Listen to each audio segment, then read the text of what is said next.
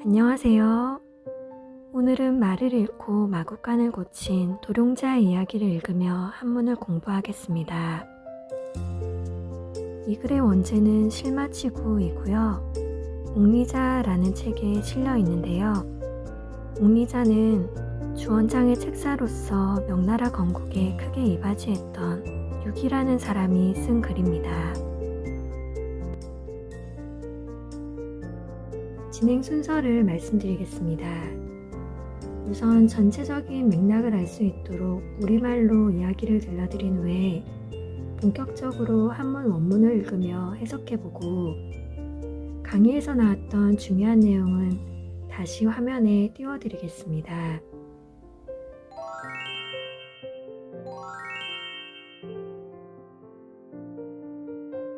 자, 그럼 우리말 이야기를 보겠습니다.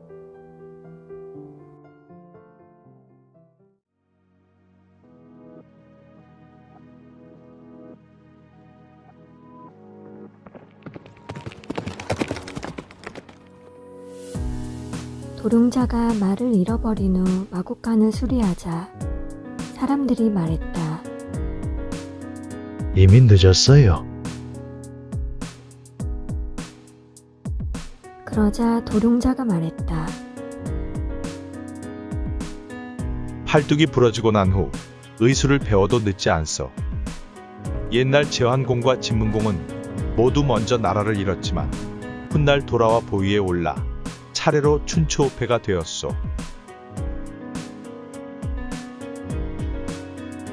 월왕 구천은 회계산에서 오왕 부차에게 항복했으나 이후 와신상담 끝에 부차를 멸하고 제후들의 우두머리가 되었소. 지무자는 초나라에 9년 동안 포로로 잡혀 있었으나 이후 돌아와 진나라 제후의 재상이 되었으며 초나라를 격파함으로써 선왕의 유업을 회복했소. 손비는 위나라 방연의 모함으로 무릎에 슬개골을 도려내는 형벌을 받아 안진뱅이가 되었으나 이후 제나라의 사령관이 되어 위나라 군사를 격파하고 방연의 목을 베어 천하의 위엄을 떨쳤소. 오자선은 가족을 잃고 오나라로 도망쳐 나왔으나 이후 군대를 이끌고 초나라의 수도 영성을 함락시켜 아버지와 형의 원수를 갚았소. 범수는 위나라 상국 위제에게 갈비뼈가 부러지고 이가 빠지도록 구타를 당한 후 대나무 멍석에 둘둘 말려 변소에 던져진 채 오줌 세례까지 당했으나 이후 진나라 소양왕의 승상이 되어 위제를 스스로 죽게 만들었소.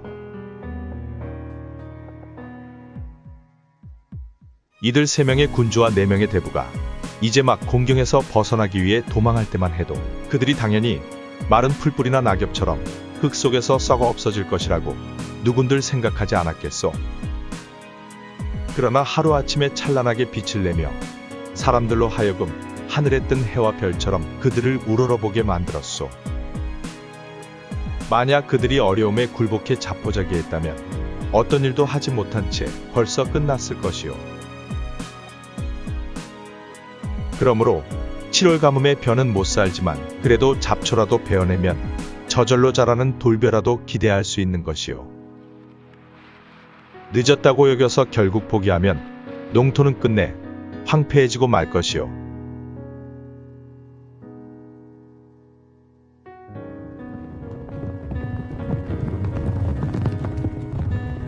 몇 달이 지나자 뜻밖에도 말이 돌아왔고 사람들은 도룡자의 식견을 탐복했다.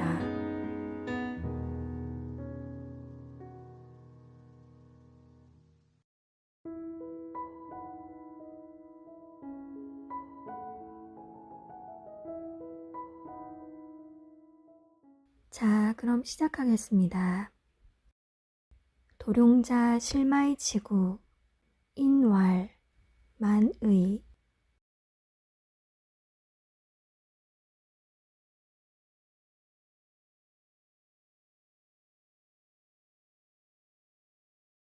도룡자 말을 잃다. 그리고 마구간을 고치다. 사람들이 말했다. 늦었어요. 도룡자가 말을 잃어버린 후 마구간을 수리하자 사람들이 말했다. 이미 늦었어요. 도룡자는 아시다시피 이 이야기를 이끌어가는 화자의 이름이고요. 이는 말을 잇는다는 뜻답게 문장에서 그리고, 그러나, 그래서 등 다양하게 해석되는데요. 여기서는 그래서의 뜻으로 뭐뭐해서, 뭐뭐하고 나서, 뭐뭐하고 난 후로 풀이하면 좀 더 자연스럽습니다. 그리고 의는 마침표처럼 문장을 종결하는 느낌의 어조사로 쓰였기 때문에 뭐뭐이다 라고 풀이하시면 됩니다. 자, 그럼 문장 다시 한번 해석해 보겠습니다. 도룡자가 말을 잃어버린 후 마구간을 수리하자 사람들이 말했다. 이미 늦었어요. 도룡자 왈, 절괭이 학의, 이맞냐.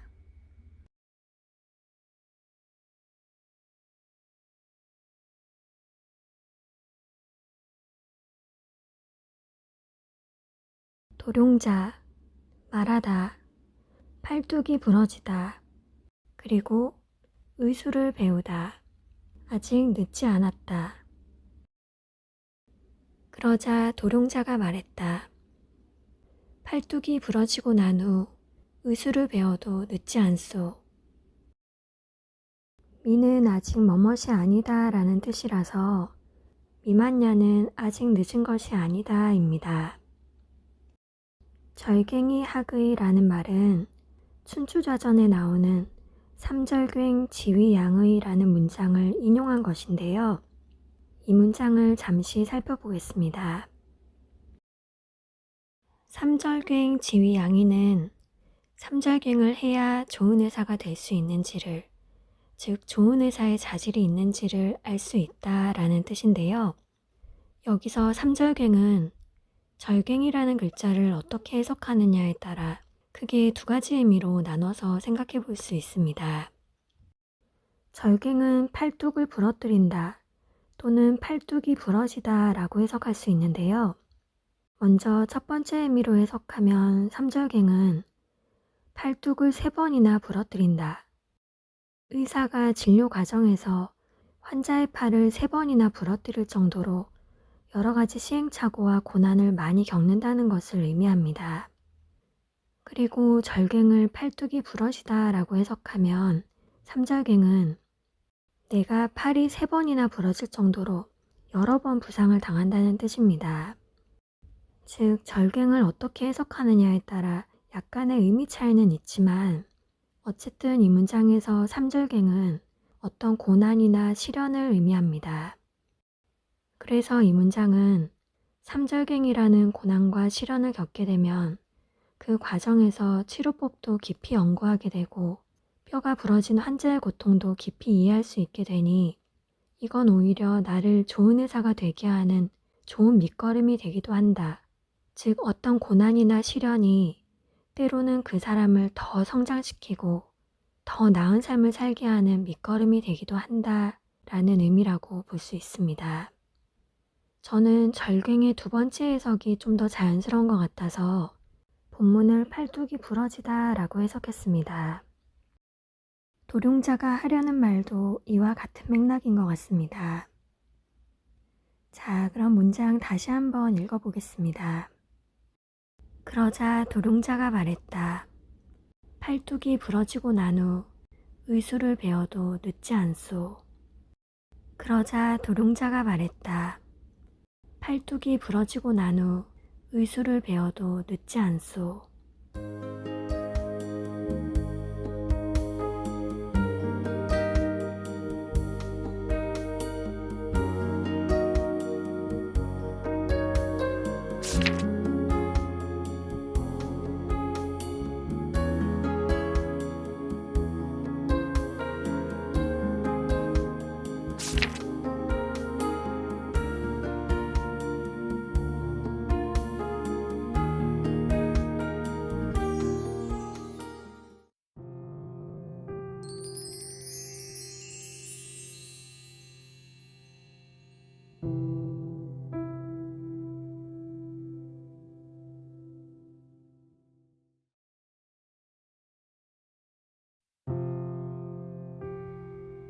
살다 보면 누구나 한 번쯤은 인생의 막막한 터널을 지나게 됩니다.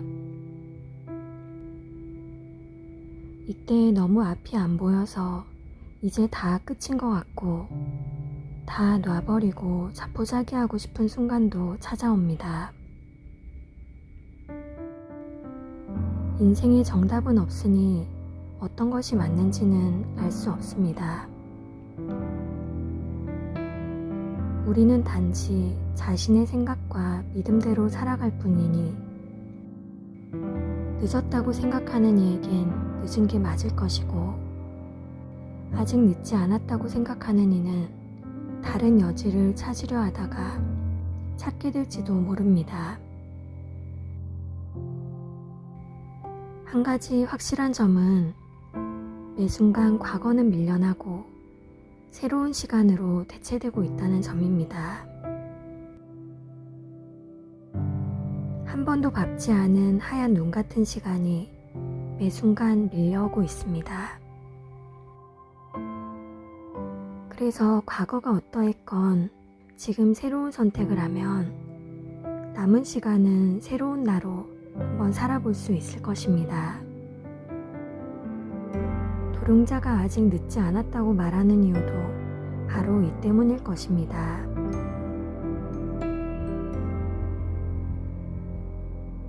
그래서 그는 비록 말을 잃었지만 지금이라도 새롭게 마곡간을 정비하며 우리에게도 너무 성급하게 스스로의 한계를 정하지는 말기를 아직 끝날 때까지 끝난 게 아닌데 너무 빨리 끝이라고 속단하지는 말 것을 부탁하고 있습니다. 그리고 삶 전체를 놓고 봤을 때 지금 이 순간이 나중에 어떤 퍼즐로 사용될지를 지금은 알 수 없으니 우선은 마음을 차분하게 가다듬고 지금 할 수 있는 작은 것부터 하나씩 해나가면 된다고 말하는 것 같습니다.